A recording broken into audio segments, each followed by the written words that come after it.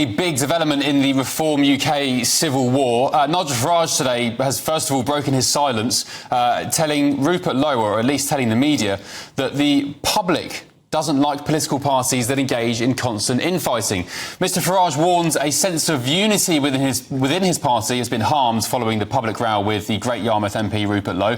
That was after his party seemingly imploded to infighting in scenes that sent shockwaves through Westminster. And after Reform's backbench MP, Mr Lowe gave a controversial newspaper interview which appeared to question Mr Farage's plans for the future. Allegations including threats of violence and bullying claims were then made against him and his staff. In a scathing statement penned by Chief Whip Lee Anderson and the party chair, Zia Youssef. Some of those allegations have been reported to police. And in the last hour, this is crucial and the breaking bit of news tonight, the senior investigating lawyer appointed by Reform UK has denied making comments that Rupert Lowe in recent days has attributed to her. Reform's deputy leader, Richard Tice, was grilled earlier today on GB News by Camilla Tominey. Let's take a listen.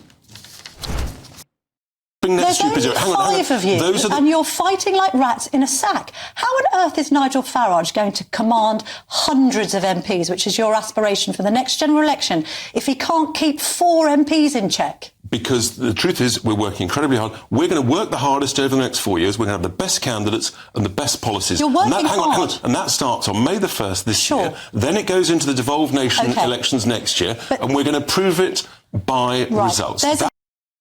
All right, I'm joined by Reform's parliamentary candidate for Putney, Peter Hunter. Peter, good evening. Look, this breaking news in the last half hour or so, the KC for your party has come out and said Rupert Lowe's been attributing all these comments to me over the past 48 hours or so. It's nonsense. I've not said anything to him. So who's telling the truth? Well, I think I'd like to say that at the local level, you know, we're booming at the local level. We're trying not to get involved in this high-level politics. We don't like that either. There are large numbers of us turning up for all the meetings. We've got large teams out campaigning. And as you've heard, we've got a clear mission from the public. What are you hearing on the doorstep, Peter? What are you hearing on the doorstep about all this? I think they're more interested and more worried about the rising cost of living, the rising energy bills, the strength and weak of the British economy and our weak military. They're much more interested in their rising bills than anything else. OK, well, what's your intuition, though, Peter? Who do you tend to believe in this row, Nigel Farage or Rupert Lowe? Well, I'm a great supporter of Nigel. He's doing a great job. I think it's very difficult. It's a pity they couldn't have met together. But I think what's important is that we all try and work together, particularly at the lower levels. We're all working hard. We're working hard in the next elections coming up. And that's the important thing for us. Rupert Lowe says Reform have tried silencing him over his comments about migrants. He's been talking about mass deportations and so on. What's your stance on that? Let's get your take, Peter, on mass deportations. Are you pro or against mass deportations of illegal migrants?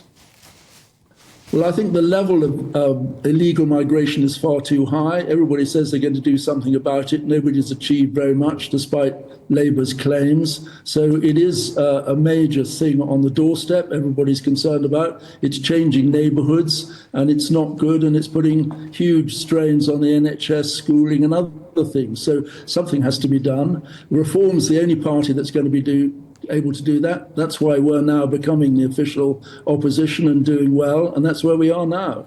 Yeah, well, you need to get into government first, and you've just lost an MP, one of your 5 MPs. So we'll see how that turns out. Peter Hunter, thank you, parliamentary candidate for Putney. I'm joined now by my panel, Will, Chloe and Bill. Bill, Rupert Lowe in the last 30 minutes or so seems to have been exposed potentially for not telling the truth. It's telling porkies. Well, the KC's come out and said, I've not made any of these comments to Rupert Lowe. And I think he's got some questions to answer there. My personal experience of Rupert Lowe, before I was a minister, I debated with him in Southampton, and I don't often say this about people, but I found him a nasty, aggressive so-and-so as a debater. So the accusations, do they surprise me? No, they don't. He denies them, of course. But Nigel Farage has got form here. He has fallen out with everyone, whether it's in UKIP, whether it's the Brexit Party, whether it's now Reform. Unless you're 100% flattering him and supporting him, then he ends up being against you. And I don't think that's a sustainable... How much time have you spent with Nigel Farage or Reform or the Brexit Party? How do you know that? Because I spend a lot of time in the green room in GB News talking to people who worked with him in UKIP, the Brexit Party and Reform, who say he can't manage personal political relationships. Will, has Rupert Lowe just been exposed tonight? No, and as a matter of fairness, I've probably had a similar amount of time with Rupert, both in a personal capacity and also in media appearances. I've always found him to be a gentleman and he's always been very kind to me.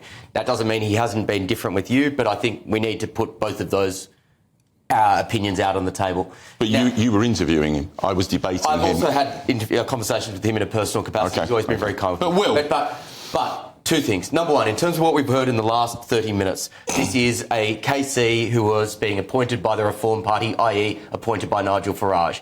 If she sides with Rupert Lowe, i.e. the person they're investigating, they will no longer appoint her as KC. Now, I'm not suggesting or questioning her integrity. That's just the reality of it. I actually think that is something we need to keep in mind. The other thing we need to keep in mind is this is against his office. It is not against him personally. I think this is a political hit job. I do not think this is a serious investigation. I don't know. It sounds pretty damning to me. The KC's coming out. I mean, it's an extraordinary intervention to say to correct Rupert Lowe in that fashion. He's been, If she doesn't, she loses her job.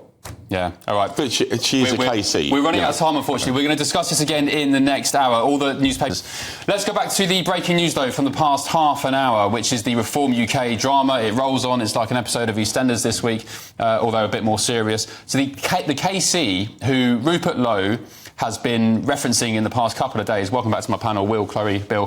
The KC, who Rupert Lowe has been mentioning in the past couple of days, saying he's spoken to the KC, he or she doesn't agree with the narrative that's being spun by Reform, has come out tonight and said that they haven't spoken to Rupert Lowe, and publicly, Will, in my opinion, staggeringly had to correct him publicly. I mean, it's some intervention, no? No, it's not really. No? As I said, I've made my point that she's being paid by Reform. I think that casts this into doubt. I think the bigger point here is that these allegations were made in December against the office of Rupert Lowe.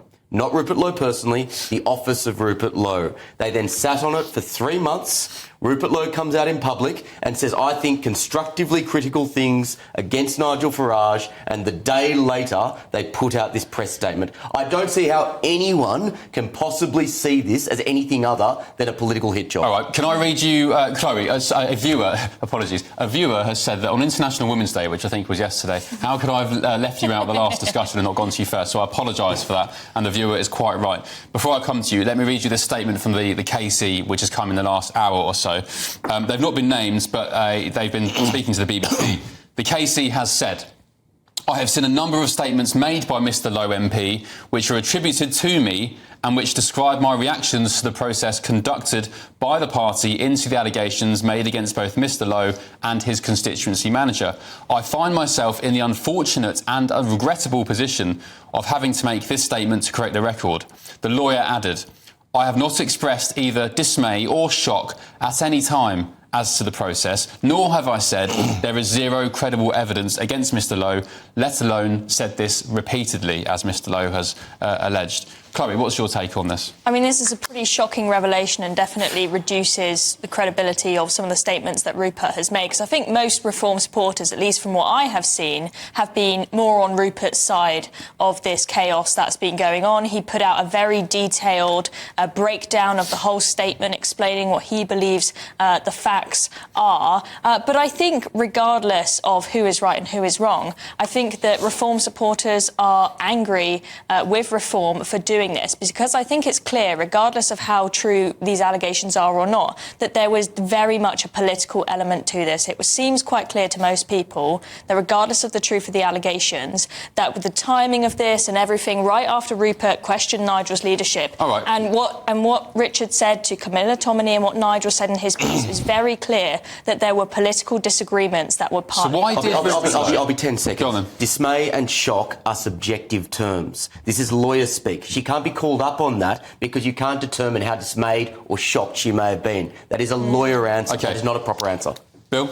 I'm actually quite taken by Will's point of 3 months for these allegations to come forward. I think that's really telling. You know, if they were that serious, if the allegations were really sound, you deal with them straight away. You don't wait for 3 months. And the timing does speak of a hit job on Rupert Lowe, whatever his inadequacies. But, you know, this is about Farage's leadership. You know, Reform is still a private, limited company. It's not a democratic political party. But it's changed in recent weeks. No. They've had an overhaul. He's still got the control in large way, shape or form. Listen to Ben Habib, who used to be the deputy leader of Reform. He says it's not a democratic Farage party. would argue Ben Habib's got an axe to grind because he didn't win his seat at the election. He was deputy leader. You can't have a deputy leader who's not an MP but doesn't win a seat. And now Ben Habib, with respect to Ben, and like Ben, he can't stop talking about it. That's always Nigel's claim against whoever he falls out with. They've got an axe to grind against me. Unless you give him 100% slavish support, then you're against him. And I think that's a big part of what's happening here. Nigel does have a reputation for being ruthless about taking people out of his team, and it doesn't suit him.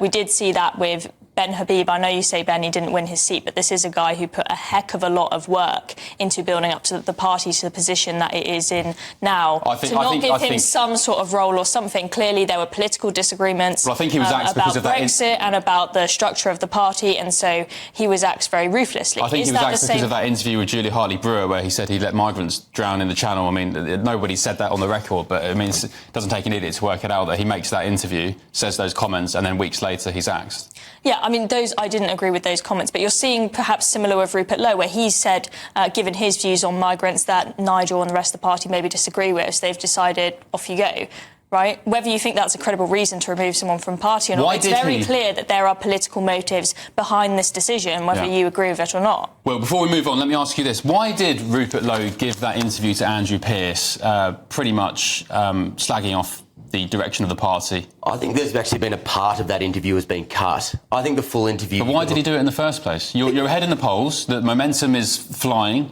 you've overtaken the Tories for membership. Why not try and keep that behind closed doors? Because he's had a festering disagreement with Farage for months. I think that's a fair point. OK. Well, he said himself that it's led to the mess that they're in now. He said on his Twitter that he tried internally behind closed doors desperately over and over again over a long period of time to bring about the change he wanted and felt this was like a last resort. Whether that's true or not, I don't know, but that is what he has said. I think I'll tell you what the right reasons. I'll tell you what it tells me. 45 years in politics has taught me that the far left parties and the far right parties end up eating themselves. I don't think reform are far right. Well, I think what's by an far right about reform? On any objective analysis, they are to the far right of the British political spectrum, but they end up eating themselves. They end up in disputes. That's what happens on the left, and it's happening on the right. It's very hard to argue with Bill today on that. Because I am a supporter of reform. You'll both be going out for G&Ts at the pub next. It's deflating. This is a very deflating day and sad day for a lot of reform supporters. I, like many people, left the Tory party because I was fed up of the constant infighting, and so there are people who switched to reform who are hoping for something different and for a bit more unity, and clearly it's starting to... This is infighting on speed. Yeah. JC Superstar on Your Say has said, Ben, I get the feeling you're just stirring the pot here. That's his job. I'd politely say I'm not. I mean, the KC, the lawyer, has come out in the last hour and denied ever giving those statements to Rupert Lowe. So I can only just report the news that's breaking at the moment. I don't really have much of an opinion on it. I do share the sentiment from lots of reform supporters that, I mean, Will included. Why couldn't they just handle this behind closed doors? It seems a bit of a shame for them when they're doing so well in the polls. But anyway, we'll move on.